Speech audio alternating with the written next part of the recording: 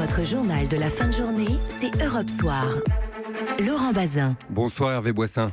Bonsoir. Merci d'être avec nous. Vous êtes le monsieur sécurité, je vais le dire comme ça, du Conseil de l'Ordre national des médecins, et vous tirez la sonnette d'alarme avec ce chiffre dont on parlait tout à l'heure dans le journal. 1000 médecins, beaucoup de généralistes, je crois que c'est 6 sur 10 à peu près, ont été agressés l'an dernier dans leur cabinet. 1000, c'est beaucoup, plus de 1000 d'ailleurs, dites-vous. On les entendait tout à l'heure dans le journal. C'est du jamais vu d'abord, à ce niveau ? Depuis la création de l'Observatoire qui date de 2003, c'est la première fois qu'on dépasse le seuil des 1000 médecins agressés qui ont fait une déclaration. Le taux de déclaration est à peu près de 20% par rapport à la réalité. Vous voulez dire qu'il faut multiplier ces chiffres par 5 ? Absolument. Et ceux qui ne déclarent pas, pourquoi ? Parce qu'ils sont allés souvent porter plainte, faire des mains courantes et ça n'a pas abouti. Finissent par abandonner les déclarations et de plus, ils ont peur de représailles le lendemain. Quelle forme prennent ces violences ? Ce sont des insultes, ça commence par des insultes d'abord ? Ça peut être des insultes, des menaces pour obtenir des documents et des violences physiques qui sont importantes. L'année dernière, on a eu une consoeur qui a été agressée violemment, qui a été dans le coma plusieurs jours. Un autre confrère qui a été tué par un patient aussi. En Nouvelle-Calédonie récemment, maintenant, ils s'amusent au carjacking. Quand les médecins interviennent de nuit pour auprès de la population, ça devient très dangereux et surtout...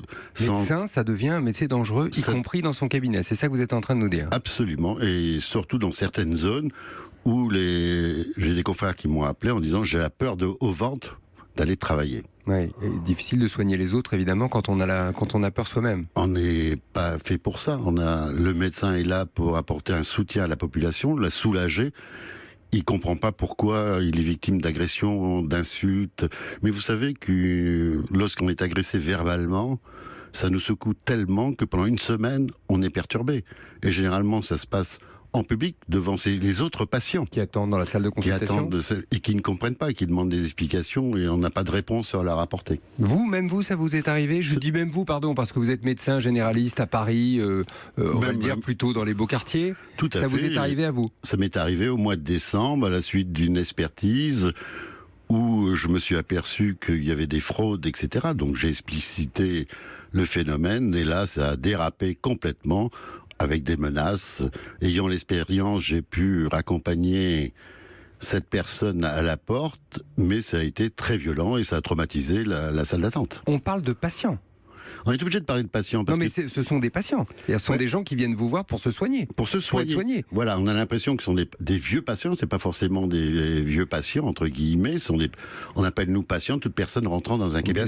Bien sûr. Mais ce sont des gens qui viennent se faire soigner. Et qui deviennent des agresseurs. Et la féminisation de l'agression, puisque maintenant on dépasse les 51%, alors qu'on a une population féminine de 45%, je suis très inquiet pour l'avenir de nos jeunes femmes confrères. Parce quoi ? Elles n'ont plus envie d'exercer ? Parce qu'il y a des cabinets qui ferment à cause de ça ? Absolument, il y a eu des cabinets dans les départements de la région parisienne. La personne qui a été agressée l'année dernière, qui a été victime justement de coups et blessures relativement violents ayant entraîné un coma, sa jeune consoeur qui venait de s'installer avec elle, c'était une maison médicale, a abandonné. Oui, et donc la maison médicale a fermé. Elle restait seule. Ou va fermer.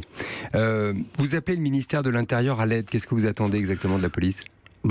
Depuis longtemps, on a collaboré avec les différents ministres de l'Intérieur. Ça ne fait que depuis un an, nos relations n'existent pratiquement plus avec le ministère. Le président du Conseil national... C'est Gérard Collomb que vous pointez, c'est l'actuel ministre de l'Intérieur à qui vous dites, monsieur, il est temps de nous prendre au téléphone. Et surtout de nous recevoir. Ça fait un an qu'on le demande.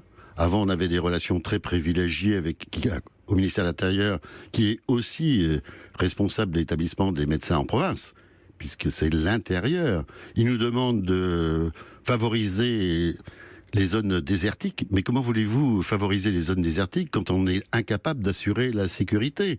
Et on tient à rappeler que si les médecins ne sont pas prioritairement protégés dans leurs activités, c'est vraiment le contrat républicain qui va être mis en question. On les protège comment, Hervé Boissin ? Qu'est-ce que vous attendez concrètement du ministère de l'Intérieur ? Il y a une application, je crois, qui permet de se rejoindre plus directement, plus rapidement le commissariat le plus proche. C'est ça ?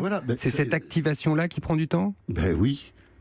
Un bijoutier, un banquier, a une relation directe avec le commissariat de police. Il n'a pas besoin de composer le 17. Nous, les réponses du ministère de l'Intérieur en disant vous êtes protégés, vous n'avez qu'à composer le 17. Vous imaginez, quand vous êtes agressé, composer le 17 ? Donc vous voulez que les médecins aient la même protection que les banquiers ou les bijoutiers face à des braqueurs. Face à des braqueurs. On en est là. On en est là, et dans les banlieues, ça devient, et même dans Paris intramuros, ça devient terrible. Merci Hervé Boissin d'avoir été avec nous ce soir, donc du représentant, le coordinateur de l'Observatoire de la sécurité au Conseil de l'Ordre national des médecins.